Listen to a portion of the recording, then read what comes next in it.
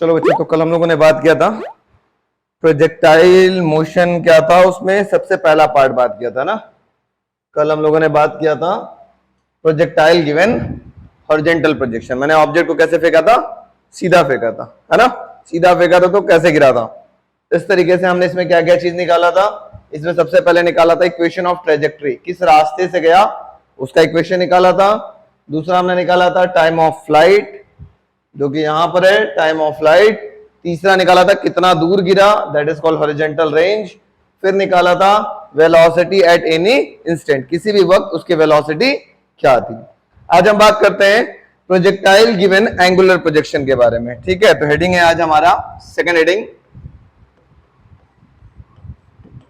Projectile given angular projection. Angular projection ये क्या होता है, थोड़ा सा डिस्कस करते हैं, ठीक है। प्रोजेक्टाइल गिवन एंगुलर प्रोजेक्शन में क्या होता है, मैं आपको कुछ चीजें दिखाता हूं, देखिएगा। एंगुलर प्रोजेक्शन में क्या होगा, हम ऑब्जेक्ट को क्या करेंगे, किसी पर्टिकुलर एंगल पे फेंकेंगे। अब सीधा नहीं फेंकेंगे, ऐसे नहीं फेंकेंगे, ऐसे फेंकेंगे, है ना। किसी पर्टिकुलर एंगल पर फेंकेंगे तो क्या होगा इस ऑब्जेक्ट के साथ, मैं आपको दिखाता हूं।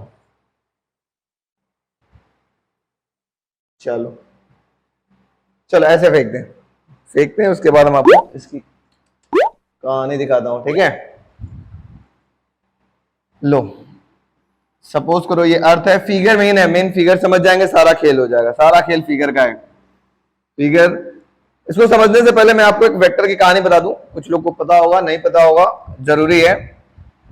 सबसे पहले ये देख लो, ये है नॉर्थ, साउथ, वेस्ट, ईस्ट। अगर कोई वेक्टर मैं बोलूं पहला इधर जा रहा है, बताओ ये किस डायरेक्शन में जा रहा है? ईस्ट। चलिए सर, ये तो ईस्ट जा रहा है। दूसरी कहानी बोले, अगर कोई वेक्टर इधर जा रहा है, बताओ किधर जा रहा है? वेस्ट जा रहा है। तीसरी कहानी, अगर कोई वेक्टर इधर जा रहा है, किधर जा रहा है? North. Very good. Fourth point, अगर कोई वेक्टर नीचे जा रहा है, बताओ किधर जा रहा है? साउथ। अगर मैं अब बोलूं फिफ्थ पॉइंट, अगर कोई वेक्टर ऐसे जा रहा है, बताओ किधर जा रहा है? अब जरूरी पड़ गया ना, नॉर्थ ईस्ट। इसका मतलब नॉर्थ में भी जा रहा है और ईस्ट में भी जा रहा है। इसका मतलब इसको दो कंपोनेंट में तोड़ने की जरूरत पड़ती है, एक नॉर्थ में भी और दूसरा ईस्ट में भी, ठीक है। अगर ये आर वेक्टर है और ये एंगल थीटा है, तो थीटा से सटा हुआ साइड हमेशा कॉस में टूटता है, जैसा कि हम पहले आपको बता चुके हैं। ये इसका नाम हो जाएगा आर कॉस थीटा और इसका नाम क्या होगा? R sine theta. मतलब थीटा से सटा हुआ साइड कॉस में टूट जाएगा, ठीक है। जल्दी से बताओ ये किधर जा रहा है? देखिए कोई बच्चा बता दे तो, ये किधर जा रहा है? South east. इसका मतलब एक कंपोनेंट किधर तोड़ेंगे?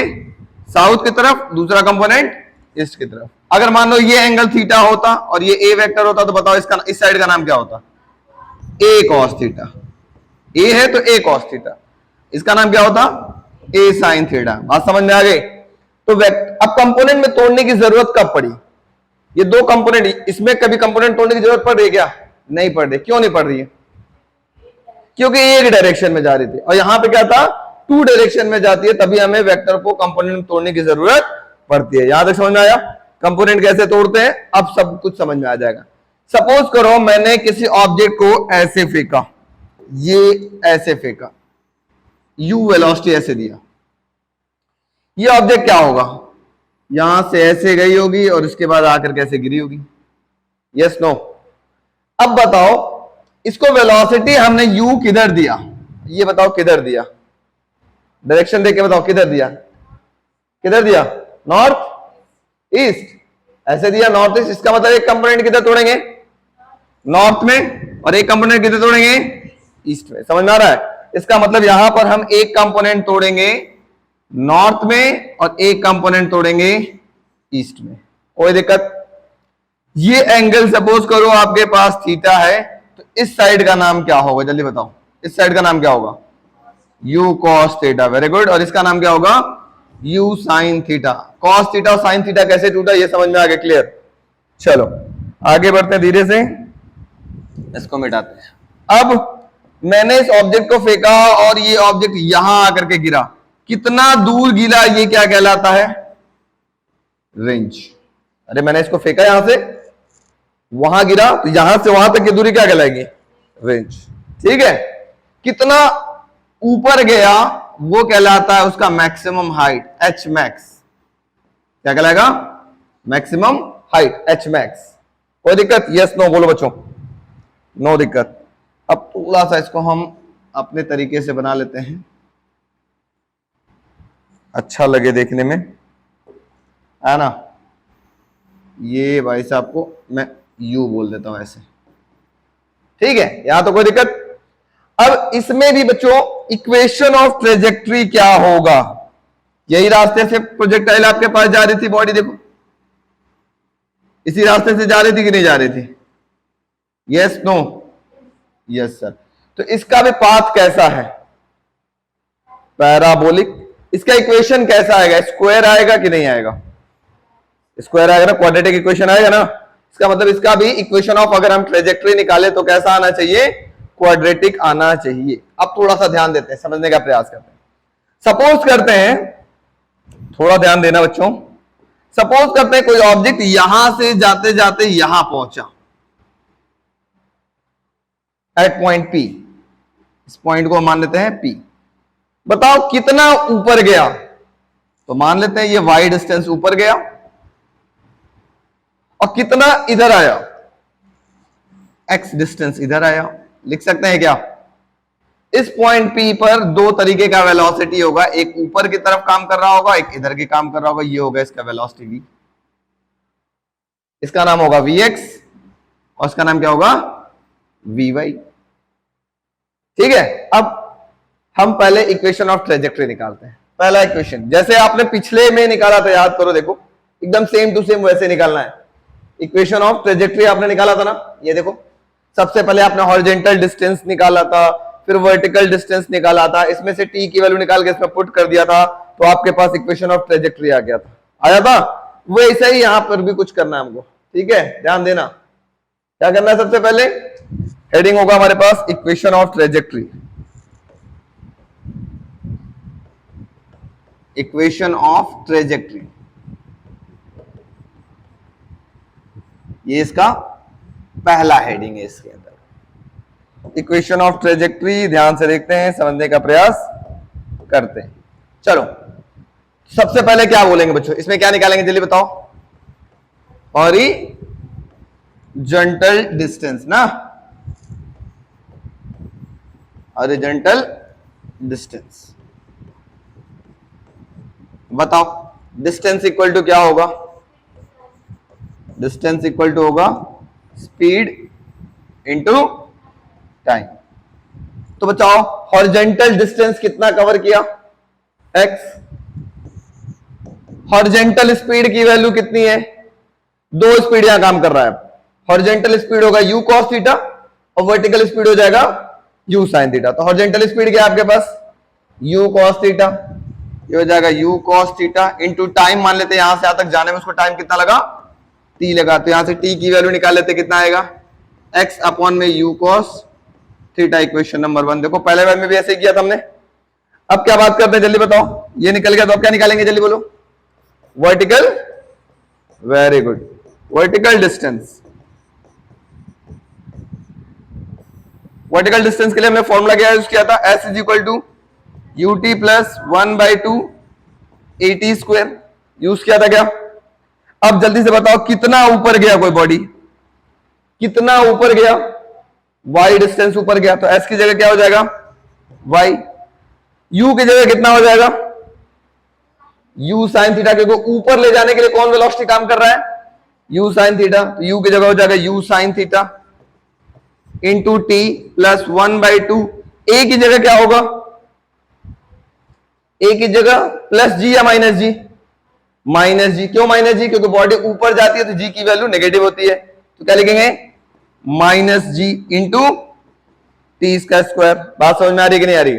अब यहां से जो टी की वैल्यू निकाले थे यहां पुट कर दो, है ना। तो putting the value of T from equation first to equation second लिख लेते हैं, ऐसे लिखते हैं, पुटिंग द वैल्यू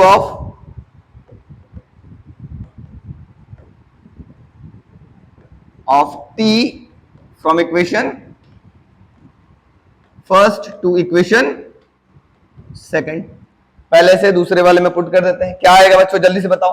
तो y बराबर क्या आएगा, देखो इधर क्या था, u sine theta into T, है ना। तो आ जाएगा u sine theta into T की जगह क्या होगा, t की जगह हो जाएगा x by U cos theta, x by U cos theta plus 1/2 minus G into T square. यही तो था देखो,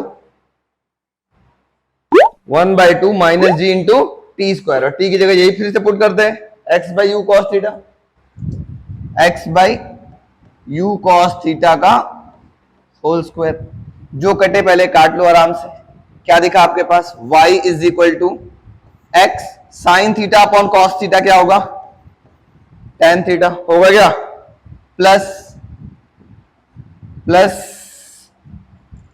माइनस जी अपॉन में 2, और ये हो जाएगा एक्स स्क्वायर अपॉन में u square cos square theta. y is equal to क्या मिला, x tan theta plus g minus g upon में 2u square cos square theta into x square. Let consider कर लो, let us consider that. Consider नहीं भी करोगे तो भी चलेगा, ये भी आपके पास इक्वेशन ऑफ पैराबोला है क्योंकि स्क्वायर आ चुका है, मेन स्क्वायर हमें लाना था। कंसिडर कर लोगे तो और अच्छा बात है, नहीं करोगे तो कोई दिक्कत नहीं है। कंसिडर कर लो, tan थीटा को हम मान लेते हैं p, एंड ये पूरा जो चीज दिख रहा है इसको मान लेते हैं q, माइनस जी अपॉन में 2u square cos square theta को क्या मान ले, q। देयरफॉर इक्वेशन क्या आ जाएगा, y इज इक्वल टू, इसकी जगह आपने माना है p तो हो जाएगा px, प्लस इसको आपने q माना है तो क्या आ जाएगा qx स्क्वायर। ये कैसा इक्वेशन है, इक्वेशन ऑफ पैराबोला, क्योंकि क्वाड्रेटिक आया है तो लिखेंगे सिंस, रीजन लिखेंगे since the above equation is just like the equation of parabola, therefore the path of trajectory is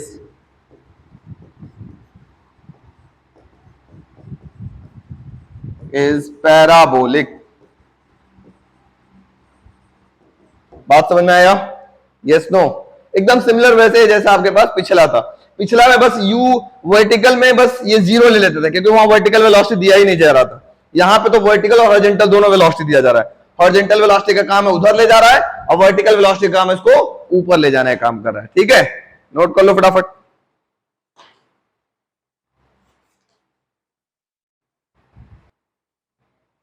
आगे चलते हैं, इक्वेशन ऑफ ट्रेजेक्टरी होने के बाद नेक्स्ट चलते हैं, इसमें हम लोग पता लगाते हैं टाइम ऑफ फ्लाइट। ठीक है, टाइम ऑफ फ्लाइट का मतलब कितने देर तक ये हवा में था, इसके लिए आपको जानना जरूरी है। एक एग्जांपल दिखाता हूं, देखो अगर प्रोजेक्टाइल को यहां से फेंका गया, कितने देर तक वो हवा में था, जमीन पे आने से पहले कितने देर तक हवा में था, उसी को कहते हैं टाइम ऑफ फ्लाइट। ये देखो बच्चों, ये एक ऑब्जेक्ट है, मैंने इस ऑब्जेक्ट को फेंका, यहां से यहां जितने टाइम में गया होगा उतने टाइम में वहां से यहां भी आया होगा, दोनों का टाइम क्या होगा, सेम। नीचे से ऊपर जाने का टाइम को बोलते हैं टाइम ऑफ एसेंट, ऊपर से नीचे आ रहा है उसको क्या बोलेंगे, टाइम ऑफ डिसेंट। तो टाइम ऑफ एसेंट और टाइम ऑफ डिसेंट बराबर होता है if there were no air resistance. अगर यहां हवा एयर का रेजिस्टेंस ना हो तो जितना टाइम उसको जाने में लगेगा उतना ही टाइम उसको नीचे आने में भी लगेगा। ठीक है, बात समझ आ रही है। अच्छा एक बात इसमें और देखो, जब मैंने इस ऑब्जेक्ट को फेंका, जब इस ऑब्जेक्ट को फेंका तो ऊपर कहीं ना कहीं रुका होगा तभी तो नीचे आया है, पक्का रुका होगा कहीं तभी तो वापस आ रहा है। इसका मतलब एकदम हाईएस्ट पॉइंट पे जाते ही इसकी वेलोसिटी, फाइनल वेलोसिटी हो गई होगी कितना, 0, तभी तो वापस रिटर्न हुआ। इसका मतलब टॉप मोस्ट पोजीशन पे पहुंचते इस बॉडी का फाइनल वेलोसिटी हो गया होगा 0। ठीक है, एक और बात हमको समझ में आ गई, तो चलो हम निकालते हैं नेक्स्ट, जिसको हम लोग बोलेंगे टाइम ऑफ फ्लाइट। अगला हेडिंग होगा हमारे पास time of flight.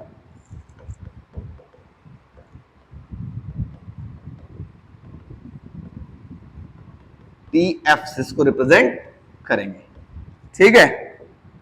Time of flight कैसे निकलेगा, थोड़ा ध्यान देते हैं। सबसे पहले हम लोग निकालते हैं बच्चों टाइम ऑफ एसेंट, ऊपर जाने का टाइम, ठीक है। जितना टाइम ऑफ एसेंट होगा उतना ही टाइम ऑफ डिसेंट भी होगा। तो टाइम ऑफ एसेंट निकालने के लिए हम लोग निकालते हैं सबसे पहले टाइम ऑफ एसेंट।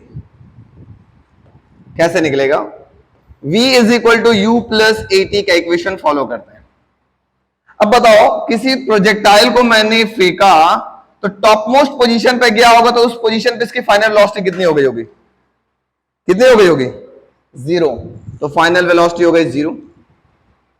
कौन सी वेलोसिटी इसको ऊपर ले जाने का काम कर रहा था, बताओ तो पीछे देख करके। ऊपर ले जाने के लिए कौन सी वेलोसिटी काम कर रही थी, u साइन थीटा। ऊपर ले जाने के लिए कौन काम कर रहा है, u साइन थीटा। तो ठीक है, u की जगह हो जाएगा u साइन थीटा। a की जगह क्या होगा जल्दी बताओ, ऊपर जा रहा है तो a की जगह क्या होगा, माइनस जी या प्लस जी, माइनस जी, वेरी गुड, इंटू t बोल लेते हैं। अभी सिर्फ यहां तक का हम टाइम निकाल लें, ऊपर जाने तक का टाइम, ठीक है। तो कितना होगा, थोड़ा ध्यान देते हैं, इसको इधर भेज देते हैं। G T is equal to U sine theta. तो t बराबर क्या होगा, u साइन थीटा अपॉन में g। ये तो था टाइम ऑफ एसेंट। तो जितना टाइम ऑफ एसेंट होता है उतना ही टाइम ऑफ डिसेंट होता है, ठीक है। Since time of ascent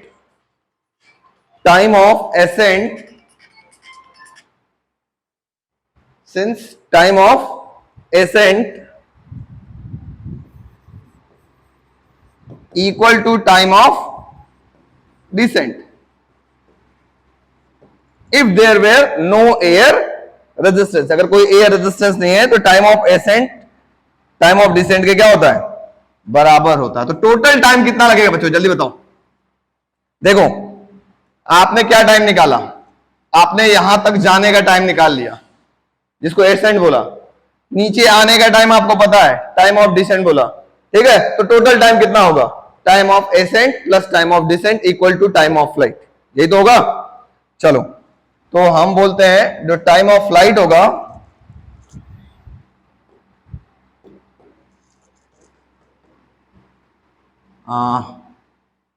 time of flight हो गया इक्वल टू होगा time of ascent plus time of descent. तो टाइम ऑफ फ्लाइट को हम लोग TF से रिप्रेजेंट कर लेते हैं। टाइम ऑफ एसेंट कितना आया है, u साइन थीटा अपॉन में g plus time of descent भी कितना होगा, उतना ही होगा, u साइन थीटा अपॉन में g। तो टोटल टाइम ऑफ फ्लाइट आपको क्या मिल गई, जल्दी बताओ, जोड़ोगे तो क्या मिलेगा, 2u साइन थीटा अपॉन में g। अरे u साइन थीटा अपॉन में g plus u sine theta upon में g, 2u sign theta upon में g लिखेंगे, ये कहलाएगा आपके पास टाइम ऑफ फ्लाइट। बात समझ में आया, चलो फटाफट नोट करो झटपट। अब बात करते हैं हॉरिजेंटल रेंज। कल कैसे हम लोगों ने हॉरिजेंटल रेंज निकाला था, किसी को याद है कि नहीं, जल्दी बताओ। हॉरिजेंटल रेंज कैसे निकाला था, किसी को याद है, बताओ फटाफट। ये बहुत इजी है। हॉरिजेंटल रेंज क्या था, एक डिस्टेंस था ना, हॉरिजेंटल रेंज निकालना है आपके पास, कितना दूर जाकर के गिरा, कैसे निकाला था, याद है किसी को, यस वही डिस्टेंस इक्वल टू क्या होता है, स्पीड इंटू टाइम होता है। अब देखो हॉरिजेंटल रेंज एक्चुअली था क्या, मैंने फेंका, ऑब्जेक्ट कितना दूर जाकर के गिरा, वही तो हॉरिजेंटल रेंज था। तो हॉरिजेंटल रेंज की बात कर रहे हैं तो कौन सी वेलोसिटी लेंगे यहां पर, यहां लेंगे हम लोग हॉरिजेंटल, अगर डिस्टेंस की बात कर रहे हैं तो हॉरिजेंटल स्पीड लेंगे और टाइम ऑफ फ्लाइट लेंगे। यही तो किए थे कल हम लोगों ने। तो जल्दी से बताओ, हॉरिजेंटल स्पीड, हॉरिजेंटल डिस्टेंस हो गया r, हॉरिजेंटल स्पीड क्या था, देखो हॉरिजेंटल स्पीड क्या था बच्चों, जल्दी बताओ, u cos theta, very good. Horizontal speed हो गया u cos theta into time of flight, अभी हम लोगों ने पीछे निकाला था, क्या आया था 2u sin थीटा अपॉन में g। तो लिख लेते हैं 2u sin थीटा अपॉन में g। अब थोड़ा सा ध्यान देना है बच्चों, थोड़ा नया चीज है, घबराने वाली बात नहीं है। पहले तो u से u को मल्टीप्लाई कर लो, क्या आएगा u स्क्वायर मिलेगा, ब्रैकेट में आपके पास दिखेगा 2 sin theta into cos theta whole upon में जी। मैथमेटिक्स में आप लोग पढ़े होंगे sin 2 थीटा का फॉर्मूला होता है बच्चों 2 sin theta into cos theta, ठीक है। 2 sin theta into cos theta क्या होता है, sin 2 थीटा का फॉर्मूला होता था। देखो ये भी दिख रहा है 2 sin theta into cos theta, इस पूरी की जगह क्या लिख सकते हैं sin 2 थीटा, तो r इक्वल टू हो जाएगा u square sin 2 theta upon में g। अब बच्चों अभी ध्यान देने वाली बात मैं बता रहा हूं, अभी एक इंपॉर्टेंट पॉइंट इसकी बताना है। एक मैं भाला ले लेता हूं, भाला देखा है भाला, हाँ भाला ले लेता हूं, सोचना क्या होगा। इस भाला को मैं ऐसे फेंकता हूं एकदम सीधा, एकदम सीधा, क्या होगा, और इंतजार करता हूं, देखता हूं क्या होगा। वो जाएगा भाला एकदम सीधा जाएगा, आएगा कैसे एकदम सीधा हमारे में धंसा, हमारा काम खत्म। कितना रेंज कवर किया, 0, क्योंकि यहीं से फेंका था यहीं गिरा, तो कितना रेंज कवर किया, कोई रेंज कवर किया नहीं, 0। मैं भाला को किस एंगल पे फेंकूं, सेम फोर्स लगा के, अभी हमने मान लेते हैं 5 न्यूटन का फोर्स लगाया था, अब मैं फिर से भाला को किसी और एंगल पे फेंकूं, किस एंगल पे फेंकूं, सेम 5 न्यूटन का फोर्स लगाऊं कि वो ज्यादा डिस्टेंस ट्रेवल करे, किस एंगल पे फेंकूं।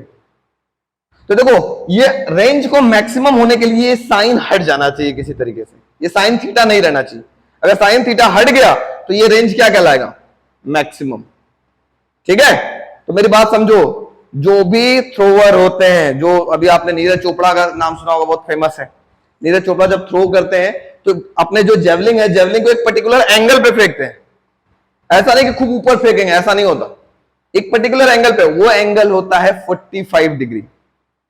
45 डिग्री पे जब वो फेंकेंगे तो मैक्सिमम रेंज कवर करेगा। सर कैसे, चलो तो यहीं पे हम लोग बात कर लेते हैं अगला मैक्सिमम रेंज के लिए, नोट में रहेगा ये, नोट में लिख लेते हैं फॉर मैक्सिमम रेंज,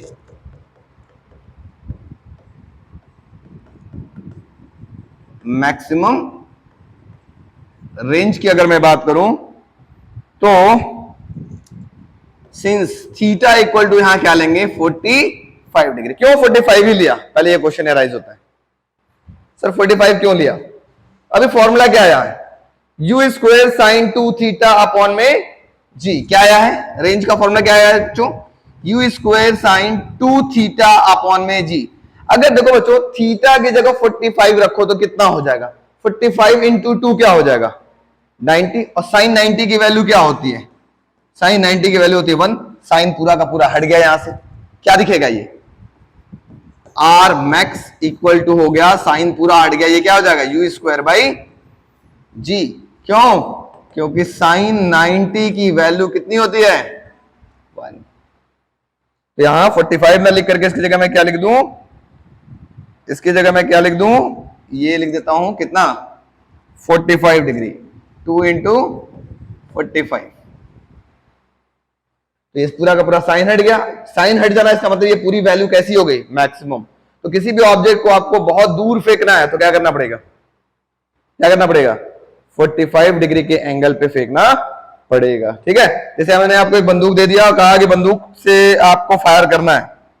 कभी आपने देखा होगा राम जी लोग को देखा है, राम जी या युद्ध होता था तो कोई भी युद्ध में जो तीर धनुष होते थे कैसे मारते थे, सामने से मारते थे क्या, नहीं एक पर्टिकुलर एंगल पे, कि ज्यादा दूर भी कोई सैनिक हो दूसरे का वो मर जाए, तो कितने एंगल पे फेंकते थे, मारते थे 45 डिग्री के एंगल पे मारते थे, ठीक है। वो देखा होगा ना जो तोप भी लोग चलाते हैं, तोप वगैरह देखा कि नहीं चलाते हुए, वो भी कितने एंगल पे मारते हैं 45 डिग्री के एंगल पे करते हैं कि मैक्सिमम रेंज कवर करें, ठीक है।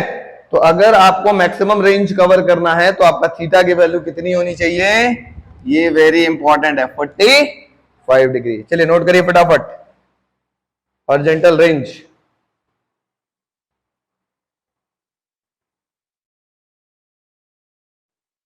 चलो इसका हम लोग लास्ट देख लेते हैं, मैक्सिमम हाइट। अगर किसी प्रोजेक्टाइल को मैंने ऐसे फेंका तो कितना ऊपर गया, मैक्सिमम कितना हाइट तक गया, वो बात कर लेते हैं, ठीक है। तो नेक्स्ट हेडिंग आपके पास है मैक्सिमम हाइट।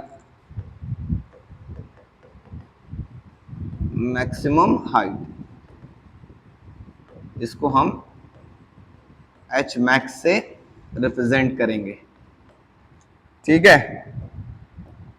चलो देखो, अब जल्दी से मुझे बताओ, ये प्रोजेक्टाइल का मेरा फिगर है, ये जब बॉडी यहां से फेंकी गई होगी, यहां पर पहुंची होगी, उस समय इसकी फाइनल वेलोसिटी क्या हुई होगी? जीरो। क्यों जीरो ही होगी? अगर जीरो नहीं होता तो ये बॉडी क्या होती? ऊपर चलती चली जाती, चलती चली जाती, चलती जाती, यहां पर रुकी होगी तभी तो धीरे धीरे वापस नीचे आ रही है। इसका मतलब हाईएस्ट पोजीशन पे जाते ही बॉडी की फाइनल वेलोसिटी क्या हो जाएगी? जीरो। अब हमको ये निकालना है कितना हाइट तक वो गया था, इसी को बोलेंगे मैक्सिमम हाइट। कितना टॉप मोस्ट पोजीशन तक गया था ये बॉडी, कैसे निकालेंगे? थोड़ा ध्यान देते हैं। टॉप मोस्ट पोजीशन तो हम लोग जानते हैं, सिंस वी नो दैट, हम लोग एक फॉर्मूला पढ़ा है, V square minus U square equal to क्या होता है? 2as। पढ़ा गया। फाइनल टॉप पे जाते ही फाइनल वेलोसिटी कितनी हो गई? जीरो। u की जगह क्या करेंगे? कौन सी वेलोसिटी ऊपर ले जाने का काम कर रहा था? u sine theta. Very good. u sine theta का होल स्क्वायर। 2a की जगह क्या होगा? ऊपर जा रहा है, माइनस g। वेरी गुड, एकदम बहुत अच्छे। और h की जगह, s की जगह क्या हो गया? h max. ठीक है, हो गया, आंसर आ गया। माइनस से माइनस क्या हो गया? कैंसिल हो गया। ये हो गया आपके पास u square sine square theta equal to 2gh max. तो h मैक्स बराबर क्या होगा बच्चों? जल्दी बोलो। h मैक्स इक्वल टू हो गया u square sine square theta upon में 2g। ये हो गया मैक्सिमम हाइट निकालने के लिए फॉर्मूला। बात समझ में आ गया? नोट कर लो फटाफट।